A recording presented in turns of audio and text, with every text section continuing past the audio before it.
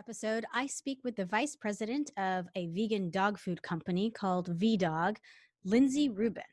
Key points addressed were VDog's history and presence as the largest ethical vegan business in pet food industry. We also discussed many myths and unknown aspects of dogs and their propensity and proclivity towards loving a vegan diet. Stay tuned for my wonderful talk with Lindsay Rubin.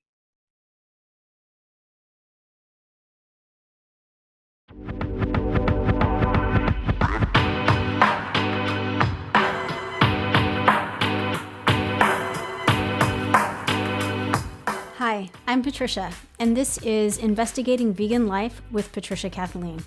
This series features interviews and conversations I conduct with experts from food and fashion to tech and agriculture, from medicine and science to health and humanitarian arenas.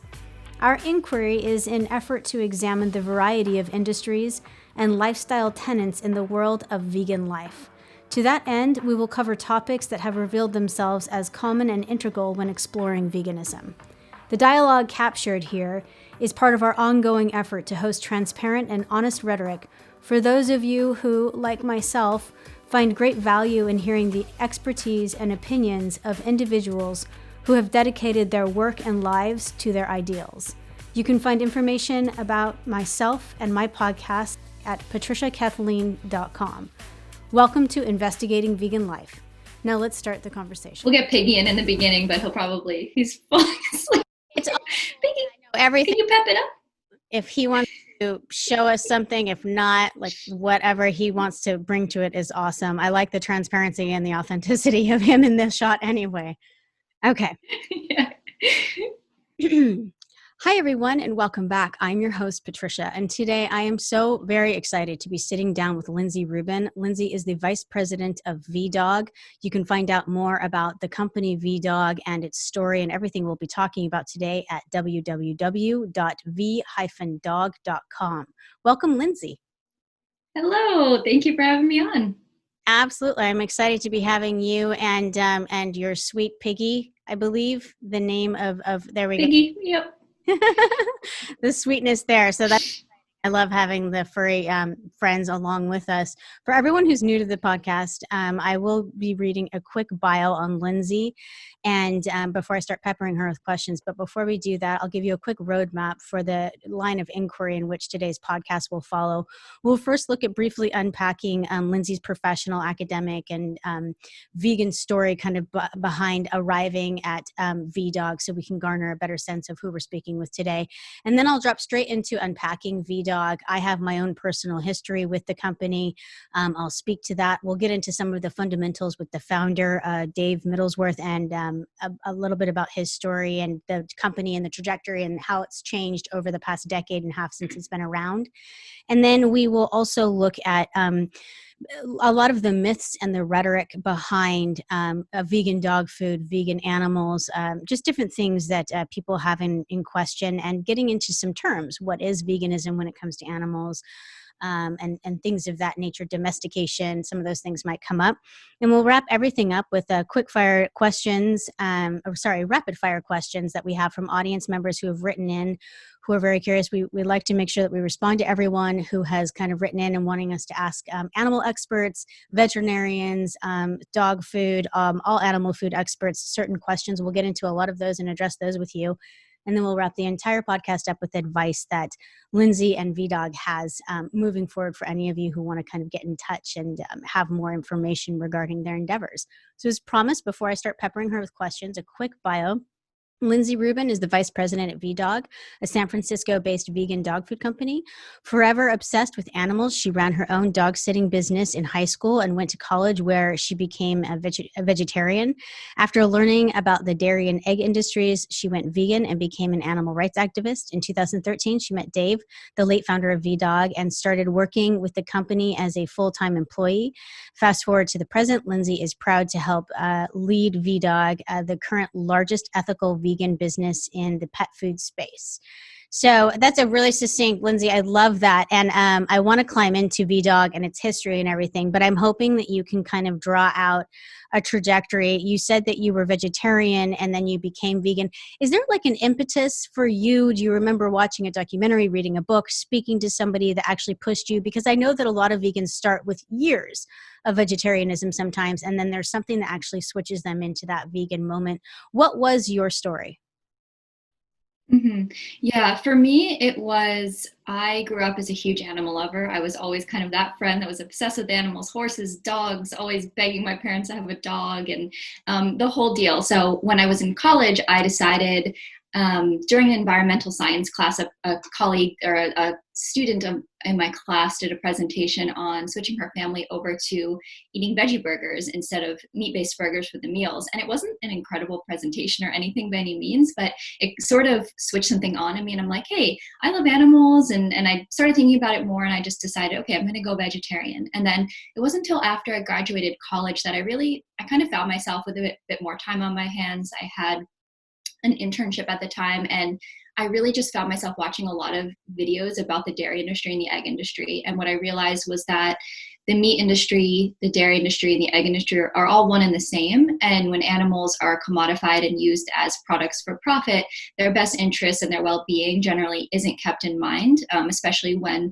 these products are really mass produced. So it wasn't a particular video or documentary, something that I could point to. It was more just finally admitting that, okay, I don't need to eat eggs. I don't need to drink milk, and kind of just feeling like everything really wrapped together in the best way possible as someone who considers myself an animal lover and wants to really protect all animals from any harm. Yeah, absolutely. And it sounds like a natural transition too. I think most people who start off like as animal lovers end up as vegans pretty quickly. I like that I want to know how you met Dave. It says that you just met Dave. So I'm wondering if you like sought him out, and we'll climb into Dave's backstory in a little bit, which I've told you I'm a little obsessed with and have been for over a decade. I've talked more about Dave probably than a lot of people who once lived with him. But I'm wondering how you met him and how you came to VDOG.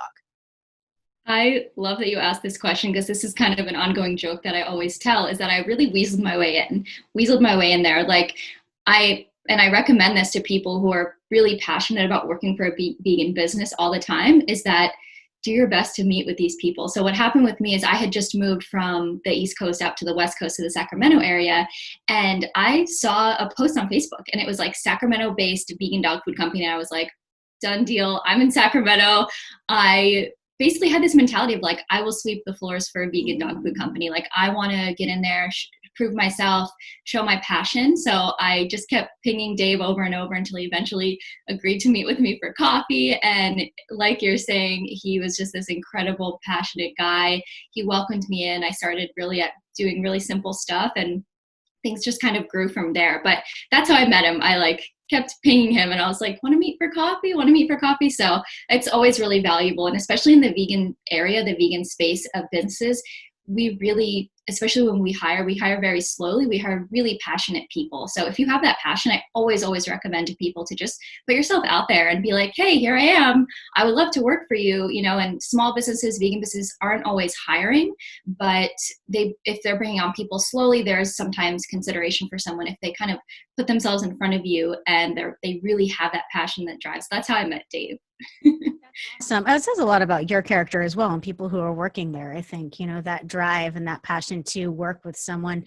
Let's get into it. So I don't know if I'm saying his last name. It's Dave Middlesworth, because on the site, everyone just keeps calling him Dave. He's this, ever continuing on character, if you will, over VW. But I have 1938 to 2014. As his life. And Dave Middlesworth is the founder of VDOG. Can you give us a little bit about like the nuts and bolts of his founding story? Yeah, absolutely. So Dave started VDOG back in 2005 after he and his wife, Linda, who currently is in Sacramento, she's an animal rights activist, still kicking butt over there, doing amazing things for animals. And together they really couldn't find anything on the market that they felt really excited about feeding to their rescue dogs. So Dave, being the kind of business guy he was like, I'm going to start this myself. He was already kind of like going towards retirement, but he kind of felt, along with Linda's encouragement, like, this is something we need to do. This is something the world needs. His son, Darren, Darren, who I work with right now, who helps lead the company, it has stepped in since his passing. So it remains a family business, which is really wonderful. But he really started out of that passion and out of that need for there needing to be change for the pet food industry. And that was 15 years ago, and a lot of things have changed. For example, and as far as how Dave set us up successfully, is that he set us up from the start as an online business. And that was back when Amazon was a thing, but it wasn't anywhere near where it was now. So we've had a really good trajectory as far as starting out as an online business, and especially now with, everything related to COVID and things moving online, we've really had a really strong footing in that area as well, thanks to Dave setting us up in that way. Yeah. And so full disclosure, this is where I get to drop in my stuff. I have been a consumer of VDog for my beloved pooches for the past, since about 2010. So, and when I started off, again, yeah, like you're saying, it was only available. And when I came to be, it was only available through VDog. And now I think there's other avenues online. And so it was that kind of model. They didn't even have a lot of the sweets and treats. I remember getting one of the first bandanas when you guys started offering those. I'm on board. And so in part, I love that.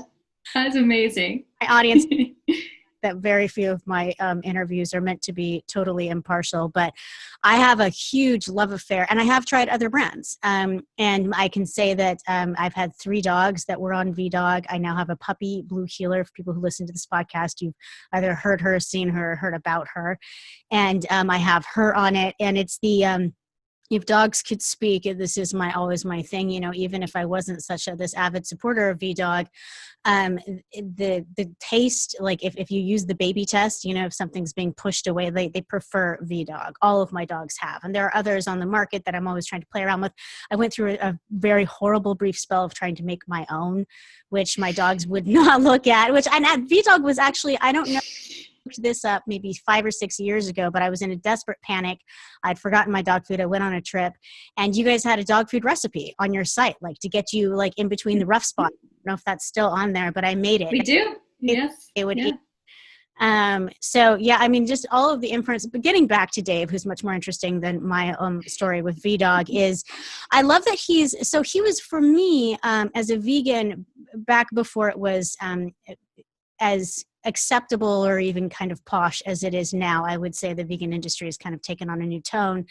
My way of explaining, or justifying my veganism was to cite people like Dave. Like, no, here's like this cowboy, this salt of the earth individual, who reminds me of my grandfather, who was this warm, loving, but World War II vet, a very tough, rugged man from the day. And Dave's story was kind of like that. He had this very vegan-like persona and background, and came to this understanding from some of the literature that I dug up on him that, dogs indeed did not function even best on this carnivorous diet that we're all everyone kept saying, that's an animal, they have to eat other animals. So I want to kind of climb into some of that with you really quickly. What when you talk about vegan dog food, what are some of the top myths? I mean, I'm thinking the first one is that they're descended of wolves and they're meant to be carnivores. Can you kind of speak to any of that with your elevator pitches of nope, they're domesticated, or how do you kind of come at that? Yes, definitely. So the most popular misconception is that dogs are carnivores because, yes, they evolved from wolves, but it's been many, many, many thousands of years. So they are now physiologically omnivorous, which is good news because this means that they can not only digest plants, but they can thrive on plants. They can digest these starchy foods and turn them into energy, make them usable foods. So what this really comes down to, and where the biggest part of the misconception lies, is in marketing. These huge meat-based companies, these kind of massive corporations who pay for example, commercials on TV. I always joke that it's like a wolf running and they jump over a log, and then all of a sudden it's your little chihuahua, or it's a wolf looking dog, and it's just kind of symbolizes everything as one and the same. Well, it's misleading and it's not scientifically factual, right? So dogs are physiologically omnivorous. After evolving, they actually have a different genetic component in the AMY2B gene that does allow them to break down these starches and turn them into energy. So that is definitely the biggest thing right off the bat that I learned when I first came into this whole world, when I first had my last dog go vegan many, many years ago. And what is really the biggest immediate learning curve for our customers is understanding like, okay, my dog can thrive on this type of plant-based diet as long as it's complete and balanced. Right. Okay. And I want to get into, so I was vegan for years before taking my dog vegan. I just was kind of slowly going through the areas of my life, I think, as a lot of people who come into different lifestyles. And I just kept believing. So I had a black lab collie mix, and she had ear infections, which is common with chicken. She had a chicken allergy, all of these different things. And I slowly taken her down to the salmon-based diet. And then she was deteriorating, and she was the pinnacle of health when she was healthy, but she kept going through these things. And I finally had a vet say, have you looked into making your own dog food? And when I did, that's when I came across V-Dog and this idea of like a vegan dog food, put her on it. And that's it. Bob's your uncle. Like, it was over. She was healthy for the next 7 years. Everyone's heard me tell this story a million times because she's kind of this, she was the pinnacle of vegan health for me, as she was my idol, if you will. And, I attributed it always to the vegan dog food, and the vet that we went to at the time attributed it to as well. She had joint issues. The inflammation went down. What are some of the, are there people that you recommend if your dog has allergies, has this or this? Are there some gateway people that you can kind of nab up if you're saying, listen, if you have this issue, bring your dog over, try a vegan dog diet? Are there any of those things that you guys kind of look to with studies of any sort? Mm-hmm. So everything you mentioned those are most of the most popular things that people come over to a plant-based diet from. It's things like tummy troubles, itchy skin, allergies, poop issues. We talk a lot about that topic here at V-Dog because these things are so common because of what dogs are eating and what's kind of seen as normal in the pet food industry right now, which is very meat-based, and often a lot of fillers as well. But something that when you talk about a study, there was a study done several years ago that talked about the top allergens and the types of foods that cause the most allergens in dogs. And not surprisingly, they're meat-based. It's chicken, beef, dairy, eggs. They're all on that list. So there was a study that did speak about all of those that kind of pins them all as irritant foods for dogs. But as far as the reasons why people come to us, it's definitely the most part is they have that light bulb moment. They're like, kind of like you mentioned, where they're like, oh, I'm vegan now. Do I still have to keep lugging this big bag of meat-based dog food into my home every month? Maybe it's a vegan space and you've kind of made this new lifestyle and you think like, oh, does my dog have to keep eating this? And then they start searching, they find, information on vegan dogs or the V-Dog website. So that's like a big part of it. But another part of it is allergies. It's like, that's so pervasive with dog foods right now. It's incredible how many people who come to us who say, I'm not vegan, but I've tried this for my dog and I'm never going back. They've never been this healthy. Their coat is shiny. And we have, of course, hundreds of testimonials on our website, even a specific tab for allergies that anyone who's interested can read all those special stories. Yeah, and your site does a really good job. I have to say, for anyone who even just wants to look into it, it's so educational based. And to that end, I hadn't needed to look it up because I've had rescues for the most part. Just recently purchased my first puppy, and she's an Aussie healer mix and mainly healer from what I can tell. And I took her into Petco and I was like, I got to get I'd stopped getting V-Dog. We had lost our other dog. We didn't have a dog in the house for a couple of months. And I had this argument with someone. It wasn't even, I told you off the air, it wasn't really an argument, as I think it was just a general misunderstanding and miseducation about this, like, puppies cannot be vegan. And I was like, I don't know, I've never really researched this, but that just sounds like saying babies can't be vegan. It's like, it all sounds very wrong. So I came home and I looked it up, and you guys have something that addresses this online a little bit. You guys have puppies. First of all, you have case studies and stories from people that have written in saying that they've had puppies that they've trained very well on V-Dog. What is the standard 411 that you guys say about it? Like, is the verdict still out? Why is this their whole puppies can't be, but adult dogs can be moment? Mm-hmm. Yeah, it's not that the verdict is still out. Puppies can definitely be vegan, and we've seen many puppies. Specifically coming from V-Dog, our formula is specifically formulated for adult dogs, for dogs 1 year and up. So that's why we kind of give the information in the context of it being for adult dogs. And then on our website, we have on our FAQ page all about puppies and can they be vegan. And really the biggest thing is that puppies need more calories and they have different nutrition requirements as they're growing than an already grown adult dog. So it's totally doable. I love that you bring up human babies because the vegan dogs food space tends to really follow the human trends. People probably still say it, but back in the day when people were like, you can't be vegan. Oh my God, your baby can never be vegan. Don't even think about that. Don't even go there. It's kind of, now there are so many wonderful websites and products and blogs that show the vitality of vegan children, vegan newborns, vegan infants.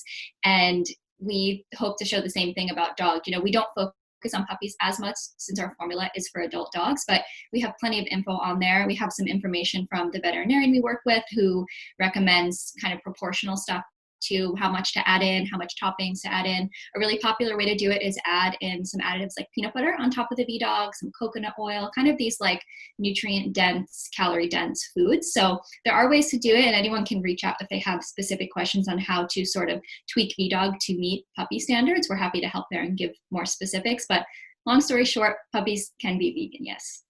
Right. And there's a whole creative realm to that too. Augmenting your dog's diet for the first year is not the worst thing in the world. And I looked into chia and flax and things that I was already wildly consuming that are great for her, and sprinkling over the top, like you were saying, it's a nutritional. And I just want to put out there as a mother of 4 children that are gorgeously vegan, anyone who says a baby shouldn't be vegan is creepy. Like all babies should be. What are you talking about? Do you know what you have to do to eat an eggs to like actually give it to an infant? It's a horror. So true. About that. So true. I want to get into some of the growth of the company over the past, well, at least since your tenure, but even prior to that, you talked about how Dave geniusly started it out online, which has come back to service, I think, everyone who had a presence there with the COVID pandemic. But where have you guys started reaching out? How the growth of it has become, you're these national leaders. Where have you kind of grown into and where have you stayed back from? Like you're not in Petco right now. Like what areas have you chosen not to go to and why? Mm-hmm.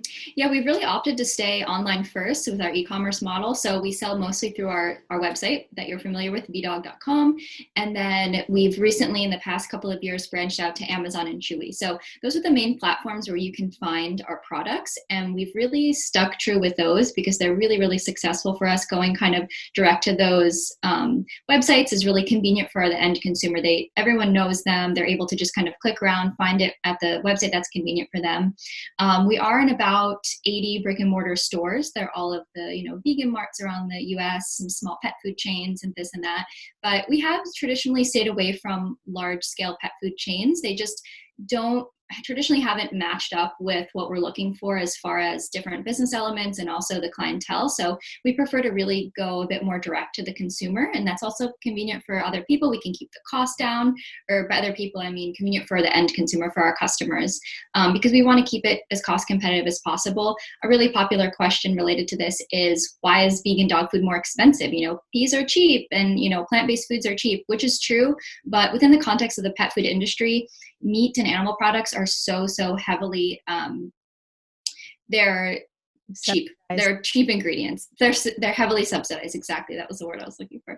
And that causes a big cost conflict between a meat-based food and a plant-based food. You think, oh, these should be really cheap ingredients. But so that's part of it too. So yeah, traditionally we stick to online. And as we grow, we are exploring different avenues and different models because we do just want the product to be accessible and available where it's convenient for customers to purchase it.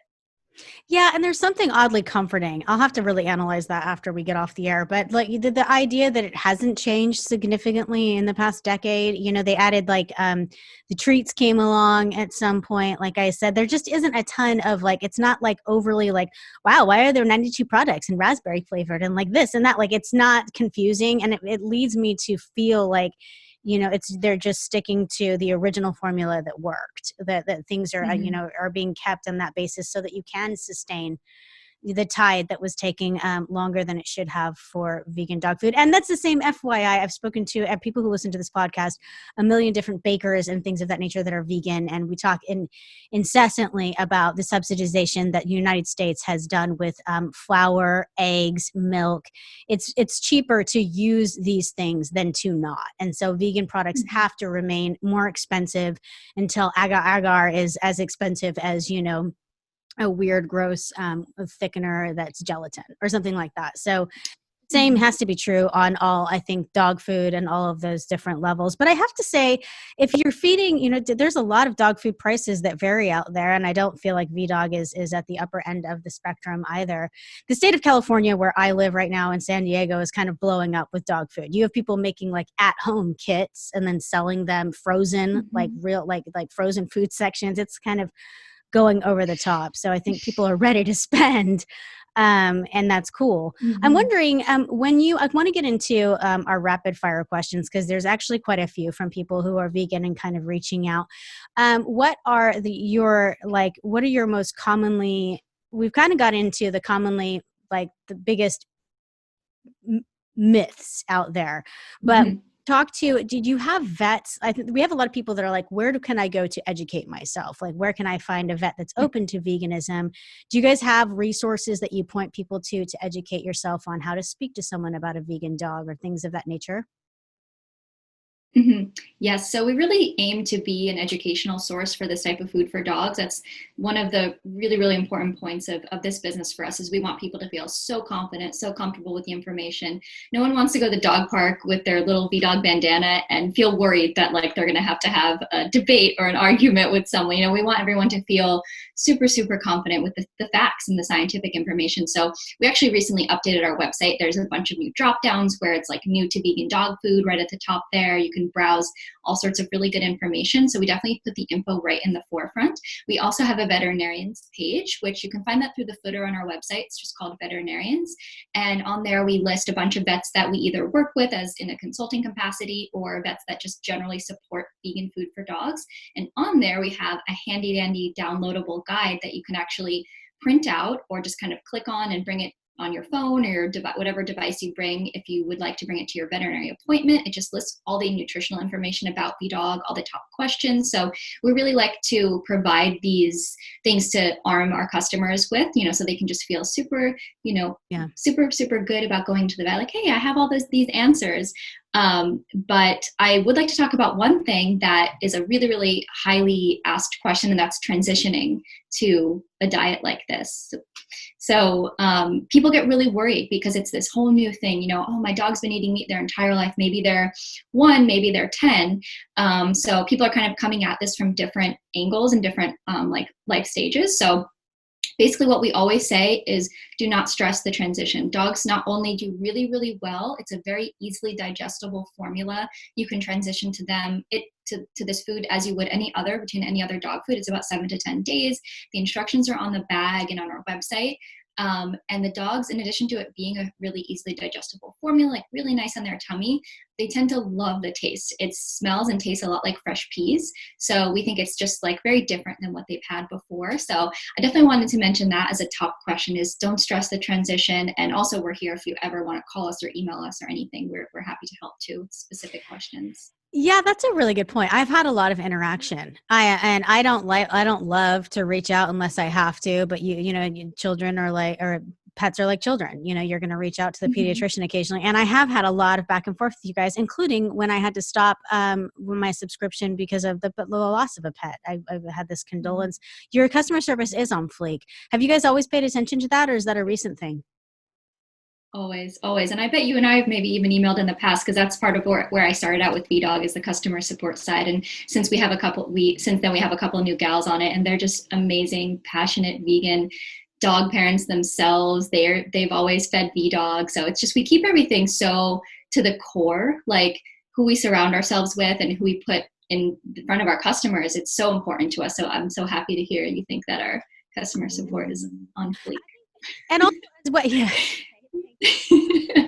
that's up Gen X. I also think that, and empowering people there can be this whole, like, I don't have a PhD in veganism, and so I can't speak to my pets and being vegan. And there's just a lot of intimidation, like you're saying. I remember putting the bandana on my dog and thinking, is this going to, like, I was living in Salt Lake City, Utah at the time, and I thought, this is either going to divide or go okay. And no one really, everyone was like, what is that? Just said it's a vegan dog food brand. I didn't know your dog could be vegan. They're like, oh, cool. That's it. Judgment. I was like getting ready for anyone who's you have had that moment where you're like, wow, I don't know you from Adam or Eve, and I've angered you more than anything in the world just by dropping like the vegan word. We've all had that moment. It's like waiting for you if you're a little intimidated. I like the idea of really empowering people. I will say I read a testimonial on there maybe a month ago on VDog when I was looking at it again to interview you guys. And there was someone saying that they really did appreciate, like, they took information, they took the bag into their vet, and the vet looked it over and said, I've never heard of anyone being on this, but great, tell me how it goes.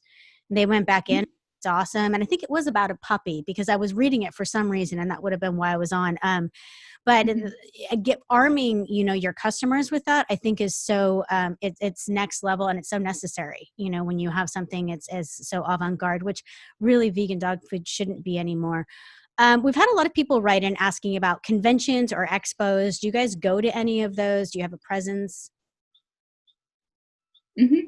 Yeah, we do. We go to a bunch of the sort of traditional pet food industry ones. We were supposed to go to Super Zoo this year, but it got postponed. We were supposed to exhibit at Natural Products Expo West, but it got postponed. So this is kind of a weird year, of course. But and we did, back when Dave ran things, we did make a lot of our original presence and growth as a brand through person-to-person events like Veg Fest. So that was always a really big part of our strategy. We love connecting with the community, and we were always really involved, especially back in Sacramento and like the animal rights community and everything. So it's important to us to go to these events. We hand out samples, we give out treats, bandanas, the whole deal. So we definitely love doing that, but we'll see when it can happen again.